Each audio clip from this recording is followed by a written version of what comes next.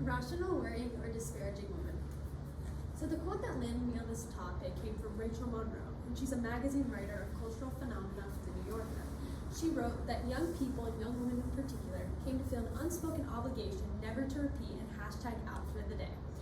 So this made me think, if this is the kind of pressures that teens got from social media and peers, then what were the pressures from parents? With this being said, my question quickly became, to what extent should parents' role in controlling the conservativeness of their female teenagers' attire be?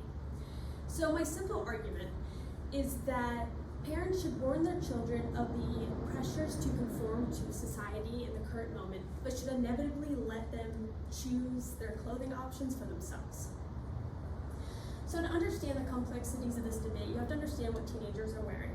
So these are photos from Instagram, as according to AP North, 75% of American teenagers use Instagram. So the current pressures in society, going back to that beginning quote, they come from social media, magazines, entertainment, and so from the magazine Girls Life, Jessica Waller explained 17 possible outfits that teenagers can wear. When explaining it, she would explain who the outfit worked on. An example of this was a striped sweater and a sheer blouse would work on petite ruler-shaped girls. And this is extremely harmful to susceptible young girls because it is essentially saying you have to be a certain body type to wear a certain type of clothing and vice versa. So why should parents even be lenient about clothing? So the first is that authoritative parenting has many positive consequences. So Diana Bonrin is a clinical psychologist, and she explains that the just right style of parenting is authoritative. This is because the parents are both demanding and responsive. So it would decrease the pressures from at least the parent side of things, because they're not being authoritarian nor permissive. Authoritarian could include them choosing everything their child wears, and then permissive can include not saying anything about clothing in general. So being authoritative may include them explaining the pressures and saying that they don't have to partake in any of the pressures from society, but inevitably letting them choose what they want to wear. So my second reason is that individuality within adolescence is a necessity. So in an interview with Garfield High School's Black students, they explained how race, self-expression, and style all correlate. The one person that really stood out to me was Tyra Griffin. She explained that when you wear something comfortable, cute, or fancy, you feel good about yourself. It is self-knowledge and self-confidence expressed through what you choose to wear. The other students had similar things to say, as like throwing together an outfit is an extremely liberating experience. And so why does individuality even matter at such a young age? So according to the University of Madison, Wisconsin, they explain that having individuality at a young age has respect for your own body, respect for other girls, healthy attitude toward menstruation, and noticing that there are not many differences between the two sexes.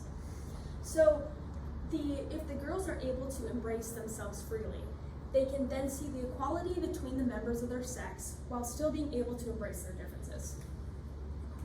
So the third reason is that it helps teenagers prepare for post-high school independence.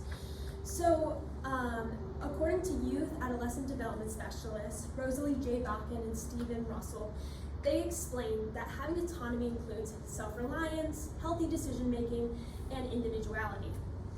And so ways that parents can help this happen is by letting their children choose their hairstyles and clothing selection. Now, they actually offer these simple solutions, and my thoughts on why they would offer these is because it doesn't overwhelm the parents because they're not thinking of a lack of authority in the household, but it's still giving independence to the teenagers.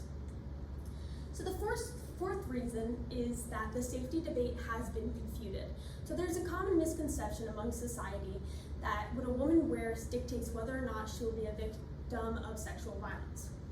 So the author of Hood Feminism, Nikki Kendall, and she also writes for multiple vast publications, she explains that the problem with sexual assault is not the attire, but the culture. She backs this up with evidence that typically passive women are more likely to be sexually assaulted. These women typically wear long pants, long sleeve, layers, and high necklines. Now, you wouldn't really say that this is provocatively dressing. She also explains that when men have been interviewed who have sexually assaulted women, they explain that they never took into account and don't even remember what the girl was wearing on the day that they sexually assaulted her.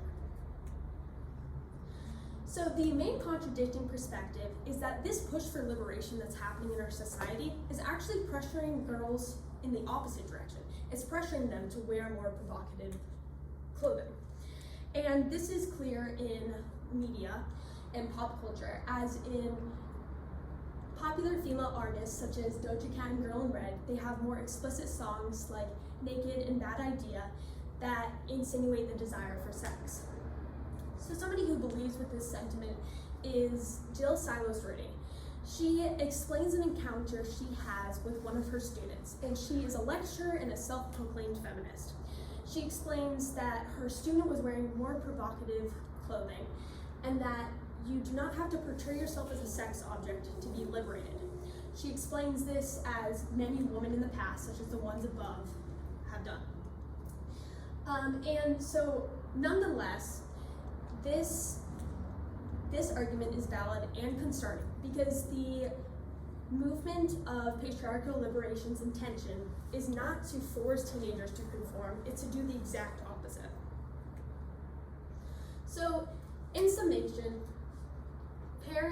the best way for parents to go about so that their kids don't feel like they have to conform to society or to past traditional ways of thinking is to tell their kids that there are pressures and that they don't have to follow them, but inevitably let them know that it is their choice. Now, this is a valid argument as individuality within adolescence is a necessity. Authoritative parenting has many positive consequences. Independence is necessary for post-secondary life, and the safety debate has been confuted. Thank you. Okay. Trinity, did your research go in a different direction than you originally expected when you started?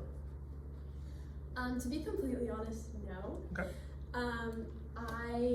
When I first started, I kind of had a clear idea of what my opinion was in general on this topic, as I have been somebody who likes to express myself through clothing, and I had like a clear idea, but when I started doing my research, it definitely pushed me in directions that I wasn't thinking of going.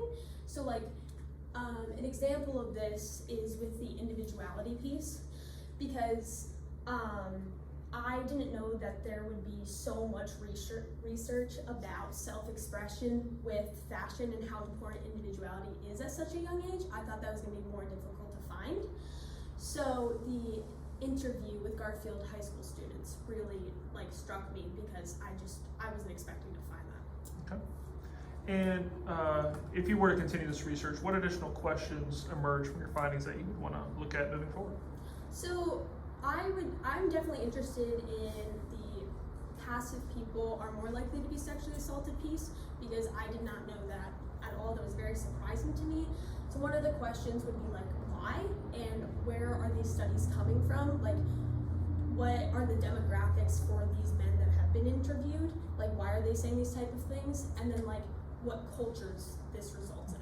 So how more Islamic cultures where things that cover their hair and stuff like that. So what kind of cultures is this occurring in? All right, thank you. Good job.